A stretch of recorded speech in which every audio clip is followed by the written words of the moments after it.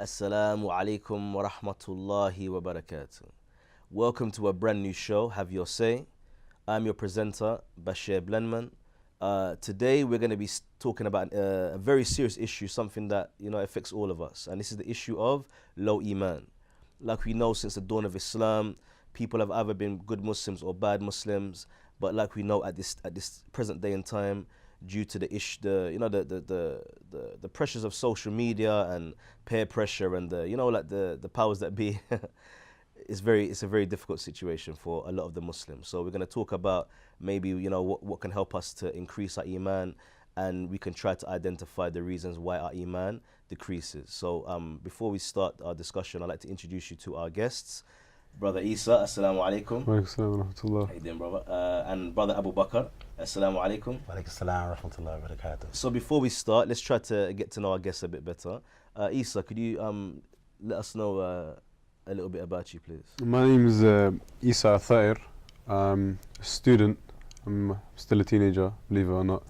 I'm from East London, Stratford, where I grew up and I was raised. Okay. Abu Bakr? My name is Abu Bakr Danfor. I'm a revert to Islam. Alhamdulillah, I've been Muslim for roughly about 9 to 10 years. Before I came to the religion of Allah subhanahu wa ta'ala, I was living, a very corrupted lifestyle where I was heavily involved in street culture, drugs, you name it. This is the type of lifestyle that we were living. But alhamdulillah, since Allah subhanahu wa ta'ala has guided me to Islam, I've been able to reform my life and, construct myself in a better manner. So alhamdulillah, ever since I've been a Muslim, I feel like I'm a complete new person. So that's just a little bit about myself. So I think this is a good thing that we can, it's like a good focus point, is the fact that we all kind of come from similar backgrounds in a sense, but maybe very different as well at the same time. So like I say, I gather that you've had I don't think your life has been very rocky so far, 'cause you're still a teenager. But you still have issues. Like I say, I think the main thing that we have to understand is that an issue is an issue whether we like it or not. Some of us, like I say, we come from criminal backgrounds or whatnot, and some of us don't come from these type of backgrounds. But an issue is an issue whether you like it or not. Like, a woman can break her nail, it's like the end of the world, and then some of us can lose a whole family, and we deal with things differently. So talking about the issue of Iman, like we know it's like a yo-yo. It goes up and down for all of us, and this is the understanding of the Muslims, that none of us are gonna have high Iman all of the time. But when we do have low Iman, we have to try and find pragmatic solutions to bring it back up. So what do you think of that? Let's start with the problem, and then we can try to come to the solution, inshallah. What do you think is like the main issues at the moment that are the cause of low Iman? I would say it's obviously our Iman is there in terms of our belief.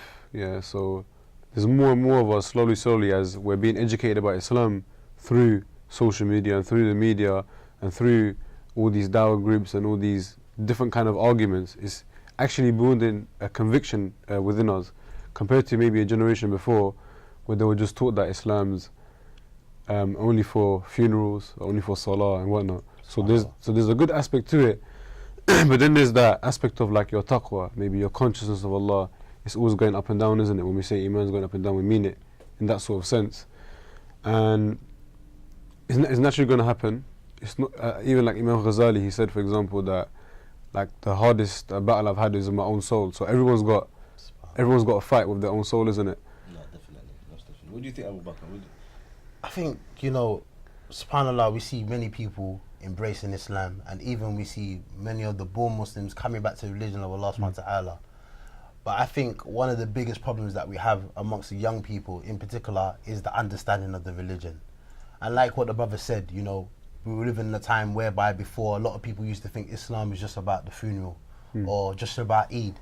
So when we see many of these people coming back to the deen, they don't really look into the religion, and sometimes we see many people following cultural backgrounds and it becomes difficult. Let me give you a prime example. There's one brother that I know, and he said to me, he was in prison and he was with some few born Muslims in there, and there was a brother who reverted to Islam, and he was Muslim maybe for about a year or so, and he got to a stage and he's like, I don't want to be a Muslim anymore.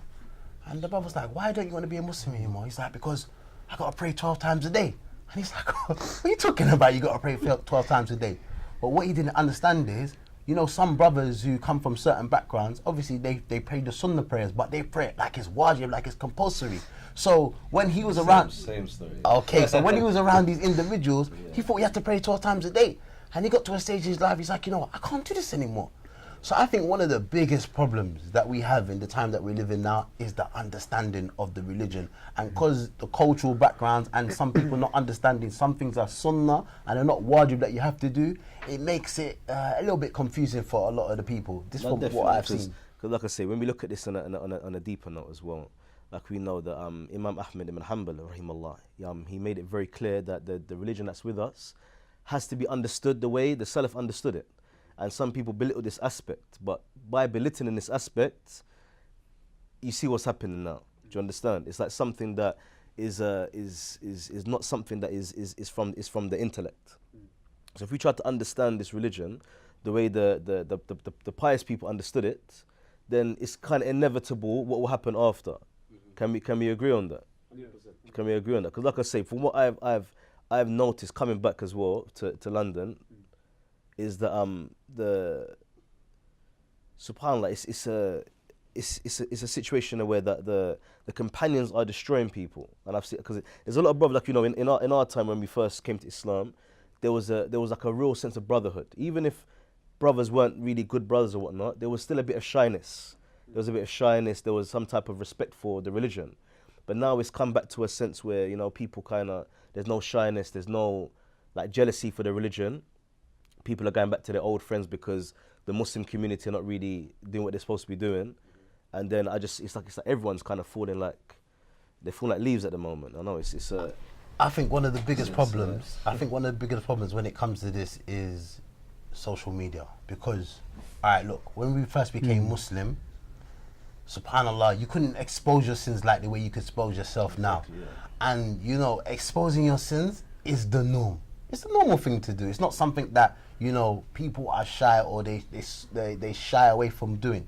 Now, you go on Instagram, you go on Snapchat, you go onto these social platforms and you see people doing everything. You might meet a brother in a masjid and you think, right, mashallah, the brother is humble and whatnot. Then you see him on social media, he's a complete different person. And I feel like sometimes as well, I see a lot of these individuals, it's like, I feel they're you know, looking for attention. Yeah. Because I don't understand. I'm a sinner, no doubt. Let's not confuse me by me sitting on this panel. I'm a sinner. But when I sin, I think to myself, I don't want no one to know what I'm doing. Exactly. You know, I feel some type of guilt, and I know what I'm doing is wrong, and I know I shouldn't do it. But now we live in a time whereby I sin, let me post it online. I want everyone to do it. And I don't know if you notice this, Isa, when we post things online, even our own brothers and sisters will be liking your sins and commenting. Do you notice that as well? They'll say mashallah when they see two Muslims together in a girlfriend-boyfriend relationship. But I think the thing is, I think stuff like social media is more like a means. Yeah, so like you have a root problem and then you have what stems from it. Yeah. So for example, you've got all these influences. So like, as young Muslims, if you don't have a girlfriend, it's like, are you weird? If you're not following the bandwagon, it's like you're an outsider. Like what's going on? So there's peer pressure. Like some Muslims, they end up going to like non-Muslim sort of colleges later on, and then they get influenced like that, isn't it? So obviously there's a factor with peer pressure, there's a factor with social media. Some people say music has an influence, and I say a lot of these things definitely do have an influence, but for me it's about like looking at the problem properly, yeah, and seeing where does it all stem from. No, of course, but another thing that I've kind of noticed as well is that I believe that it's come to the point now where social media is an addiction now. It's an addiction for many people, and it's something that is like I say, it's destroying lives. Because one thing that I always try to, like you say, look at the major problem as well. Look at what it's really doing. You can have someone that maybe they're not allowed to go out. They come from a strict Muslim home. Yeah. They can't go outside. They can't watch TV in their house. They can't listen to music in their house. But with a pair of headphones and a smartphone, the whole dunya is in their room now. Yeah. The whole dunya is with them now. So you get sisters, like I say that before. Because like I know, we come from a non-Muslim background, and we know what it was about. Maybe there was a bad woman. Yeah, she was a bad woman, but she was only bad to the people that knew she was bad. So that her maybe she can later in her life, she can kind of get away with it later. She can kind of maybe go to another area. She can kind of reinvent herself. And even some guys, a lot of guys were doing bad things, but not everyone really knew. People knew who knew. But now you've got people that live in Australia, you've got people that know in Norway, you've got people in the other side of the world that know you're a drug dealer now. They know that you're a promiscuous woman. They know this because the whole dunya is access to every corner of the earth. And the effect it's having on the Muslim community is that you have sisters and brothers that maybe they're not even promiscuous people or they're not even bad people. But because it's like a social trend now to be like a sexy girl or a guy that's basically up to no good, this like illusion is getting projected into the whole world. So you can't even get away with it now. Like Allah can't cover you now because you've exposed it to the whole world. And then, like I say, it's like a domino effect where it's like, okay, you kind of try to live the illusion, and then maybe that illusion becomes a reality. So I think it's a real addiction, and it's a real problem at the moment, from what I can see. One thing I wanted to add in regards to what you said, the addiction. SubhanAllah, I was with some brothers just the other day, and this individual, he said something what was really shocking to me. He said to me, you know what? If certain social media platforms were to close down today, I would have withdrawal symptoms. And when he first said it, it didn't really. I didn't really. It didn't really. I didn't really understand what. Yeah, I didn't really understand what he meant when he said that. His life so engrossed into it. Yeah, but you see, afterwards, I sat there and I started to look at this individual. And I said, "Wow, this is not a joke. Like withdrawal, that's serious. That's like you're gonna become sick. You're not gonna know what to do. You're gonna fall into depression." And like I said, for many of us, I'm not gonna lie. When I do wake up, even in the morning, if I pray Fajr and whatnot, I do go on my phone. Because it's kind of become a way of life. Yeah. But when he said withdrawal symptoms, I said, that's wow. over the top. Like I said, it's an addiction. And like I said, I think the worst side about it is the fact that social media has so much good in it. Yeah, there's so much good to do with the social media, to do like even just keep in contact with your family that maybe live in different countries. If you have some type of Islamic reminder, you can share it with 1,000 or 5,000 people, as many people that are on your network, you can share these things with. But at the end of the day, there's a totally different side to it. And I think that's the side that is just destroying people because they can't separate them. Social media itself, obviously, it's like mobiles and it's permissible, but I think there's a culture that's being pushed on social media. Yeah, the same culture dominates us in a society as well. Yeah, and I think it's that particular culture that's breeding all these issues. Yeah.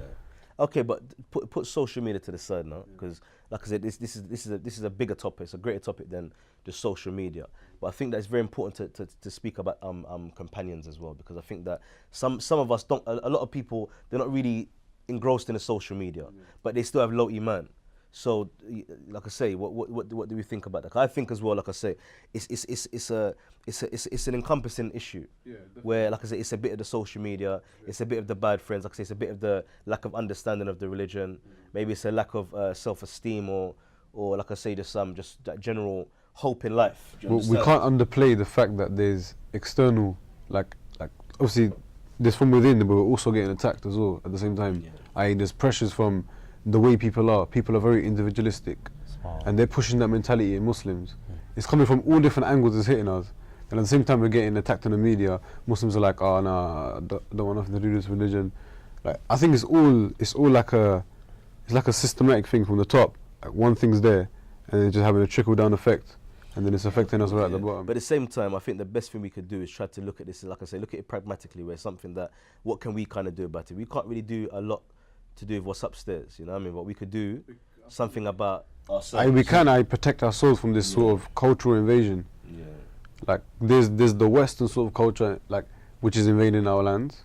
Like, I went to Pakistan recently, and the first thing they ask is, "Oh, you're from London, do you have a girlfriend? Oh, do you smoke weed?" I'm like, "No." And then they see me pray Salah, and they're like, "Oh, you pray Fajr? You're from London and you pray?" Yeah, so alhamdulillah, there is some level of like the rise of Islam in these countries in the West, yeah. But then at the same time, there's also that push from the society, from all their, it's like their armies, yeah. They got social media, they got this, they got that, and they're just pushing it all at us to have these mentalities. You know what? I think there's a bigger problem than that. I understand some of the points that you're bringing, but I think the biggest problem is that identity crisis. Yeah, definitely. That if is you it, know who you are, so then you represent that. Do you understand? If you're an individual who goes with the wind, one day you're with the bad boys, next day you're the good boys, Next day you're doing this, doing that. You don't know where you stand. And I see from a lot of the young people, Bashir, what I see from young people is that they don't know who they are. They don't. They don't know who they are. And they don't put themselves in a position where they can say yes or no. You know, today they're with this person, tomorrow they're with that person. You speak to that individual and say, why are you doing this? They don't even know. Because you understand what I'm saying. It's like, even with social media, we know that there's always going to be advertisements on the side. We know that there's always going to be this person you might know. But the bottom line is the average person kind of knows who's on their network, and they draw a certain type of network to themselves. So we can look at the social media aspect as well, but it always comes down to the companions, whether it's on social media or not. And I'm looking at this from my perspective. When I first started practicing, my rule in my life was either I'm going to have good friends or no friends. Simple. And this is something that protected me more than I can put words into it. Do you understand? But some people don't understand this aspect, and they don't understand the importance of good companions or no companions. Because Allah is always going to be there for you. You can always make, like, my friend was the Quran. My friend was, you know what I mean? Like, I made friends with other things. But people don't understand the aspect that if you have bad friends, Look, it's inevitable what's going to happen. It is one of the biggest example, factors. A prime example, the Prophet sallallahu alaihi wasallam, he said, you're on the religion of your friends. And at the same time, a lot of people belittle that and just, you know, I'm not saying like what Issa was saying. I think we make too much excuses. Social media, this. But who are you as an individual? Like, can't you say yes and can't you say no? Can't you control yourself? And this is what I always say to a lot of young people. You need to find yourself and do you. The religion of Islam is a complete way of life. It's a complete way of life. But Islam doesn't tell you to change your whole personality, your character. But it tells you to better it. It tells you to adapt. But what I notice, from a lot of young brothers is this. They become Muslim or they come back to the religion, but they're floating everywhere. They don't know what they're doing and they burn out. But again, like, and we spoke about this before, it's identity crisis. Because people, like I say, either they don't know who they are or they know who they are and they're not happy with this. And like I say, we know we're from the Ummah of Muhammad. And like I say, he came here to help us perfect our manners and perfect our characters and to do and to be the best of people, to be like real men. People do not understand that, like I say, this is something that's come here to benefit you. It hasn't come here to be a burden. It's coming to better you. It's coming to solve all of your problems. So again, it's like we can look at social media, we can look at bad friends, we can look at family members, we can look at the society, the government. But as far as I'm concerned, it's all excuses. Like we said, it's excuses. If we can get to a stage when we understand ourselves, we understand the blessing that that's been bestowed upon us, and we understand that this is the key to all of the doors. It's the key to all of the doors, the good doors, the key to the good doors. But if we don't understand this and we keep playing games and we keep trying to be something we're not, and we keep trying to belittle such a blessing, maybe it will be taken away from us. And this is the biggest problem. Like we know, Allah says that, you know, if you don't want to worship Allah, I'll paraphrase, you don't want to worship Allah, He can replace you with a nation that will worship Allah. So we're insignificant people. Like I say, we know we're liquid. We come from liquid and we're going to go back to the ground. We're insignificant people. But at the same time, Allah has still had mercy on us and He still blessed us with something that make us better than angels. If we can do the right thing. So, like I say, it's an umbrella. It's an umbrella issue, isn't it? There's a lot of things around it, but the solution, we all have it. That's the biggest issue. I think that's what's scary, is that we actually have the answers to all of the problems, but do we utilize this this blessing? Yeah. The point you made about identity crisis, I think is important and it is underplayed, because on one hand, like you're in college, and then naturally if you're studying economics, politics, history, all these sorts of social science subjects, the topic of discussion always comes up about Islam, about the niqab, should we ban it or not? It's constantly there, isn't it? Oh, Sharia law, is it barbaric, and so forth. And then one minute you're like, I'm a Muslim, but then you're like, oh wait, I'm a British Muslim, and then you're like, oh wait, I'm a liberal, modern Muslim. Well, that means I have to abandon the hijab and be like, oh, it's oppressive. And then that's why Muslims are just confused. They don't know where they're going. Some of them just shut out, be like, oh, just allow this, forget it. But that's like what you're saying. I just think sometimes we just indulge ourselves with all this political stuff. Do you understand? No, but that's where the identity crisis is, isn't it? Yeah, but what I personally think, you start busying yourself with this.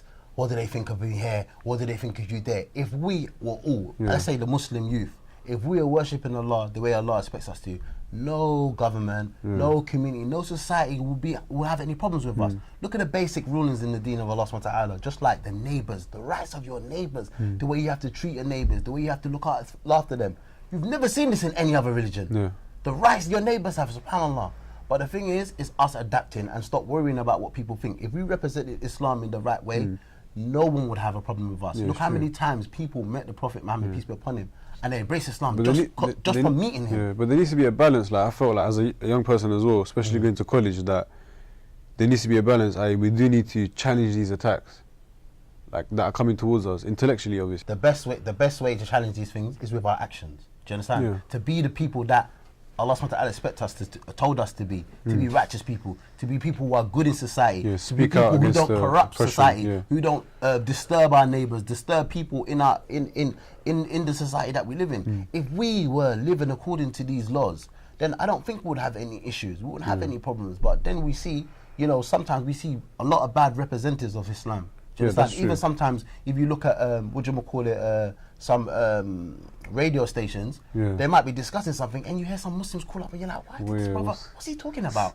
Why is he saying such things?" So like I say, what is, like I say, we have to understand it again like an umbrella issue. But like I say, we're at the end of the show now, so I think that we can all agree that we have to start to prioritize as Muslims and as people in general. I think that if we prioritize and we understand what are the real issues, and we understand that we are responsible for these issues, then I think we can change it. And we leave it on this note, like Umar ibn Khattab radiallahu anh, he said that we were people that were humiliated.